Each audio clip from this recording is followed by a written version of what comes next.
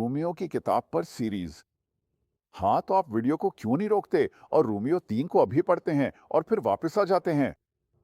ठीक है, हल्लो जा, दोबारा खुशामदीद। हाँ, ठीक है,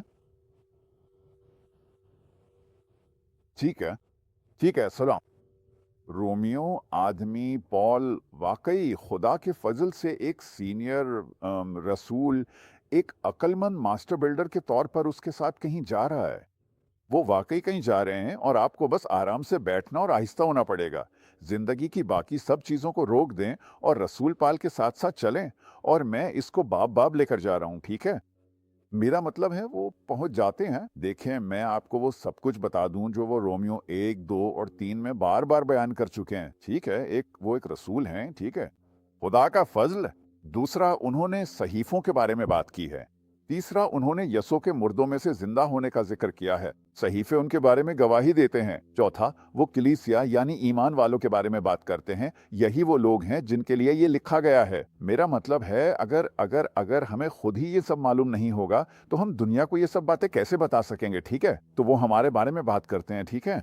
वो यहूदियों के बारे में बात करता है, ठीक है? फिर वो 2 या 3 अबवाब इंसान की मुकम्मल खराबी के बारे में बात करने में सर्फ करता है। जैसे हम टोस्ट हैं आदमी। हम मुकम्मल तौर पर तारीख है। हम मुकम्मल तौर पर गुनाह से भरे हुए हैं।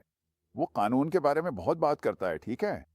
और वहीं आइए, कानून को 10 अहकाम कहते हैं, ठीक है? क्योंकि ये लिखा हुआ है, पत्थर में कंधा किया गया है लफ्जी तौर पर। हाँ, 10 अहकाम।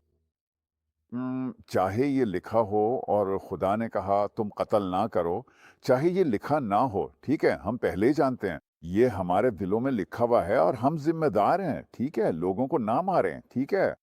ओह, लेकिन हम सबको मुकम्मल तौर पर दे दिया गया है। जब मैं कहता हूं कि हम सब इंसानियत को मुकम्मल तौर पर बुरे के हवाले कर दिया गया है, मुकम्मल तौर पर गुनाह और बदकारी, मुकम्मल तौर पर खराबी के हवाले कर दिया गया है। खुदा रसूल पौलुस इब्राहिम का थोड़ा सा तारुफ करवाते हैं, ठीक है? खुदा ने इब्राहिम को एक कौम बनाने के लिए इस्तेमाल किया, ठीक है? ये वो यहूदी लोग हैं जिनके सपुर्द खुदा का कलाम किया गया था।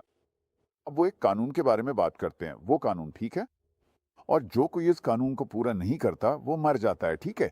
और कोई भी इस कानून को पूरा नहीं कर सकता। और फिर वो थोड़ा सा, बस हल्का सा ईमान के कानून के बारे में बात करते हैं, ठीक है? ईमान, ठीक है?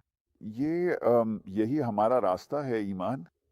और ये नहीं है, ये ईमान के ज़रिए अता किया जाता है, ये मज़दूरी नहीं है। मेरे पास कुछ लोग हैं जो मेरे लिए काम करते हैं।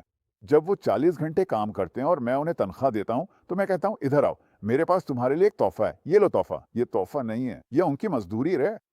अब अगर कोई तोहफ़ा लेना चाहे तो वो अलग बात है, समझ रहे हो? लेकिन तोहफ़ा तो तोहफ़ा ही होता है, मज़दूरी मज़दूरी होती है। वापस आ जाओ।